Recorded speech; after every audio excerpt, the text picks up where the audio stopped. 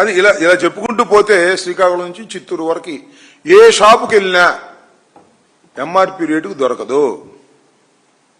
ఓ 10 రూపాయలు ఎక్కువ, 20 రూపాయలు ఎక్కువ సిండికేట్ అవుతున్నారు. ఇవన్నీ ఎక్కడికి వెళ్తున్నాయి అబ్బా? కరగడ దగ్గర ఉన్నటువంటి లింగమైన గెస్ట్ హౌస్ లో ఉండే బాబు కొడుకులకే బ్యాగులు వెళ్ళేది.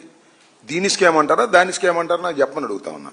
ఎక్కడా కూడా ఈ రాష్ట్రంలో ఎంఆర్పికి మద్యం దొరుకుతుందా చెప్పని సవాల్ చేస్తున్నా. అంతేకాదు చంద్రబాబు నాయుడు గారు ఇంకో మాట అన్నాడు, సామాన్యుడికి అందుబాటులో ఉండే విధంగా 99 రూపాయలకే చౌకగా నాణ్యమైన మద్యాన్ని ఇస్తాను అన్నాడు. ఎక్కడ దొరుకుతున్నా 99 రూపాయలకి చెప్పండి, నాకు అర్థం కాదా?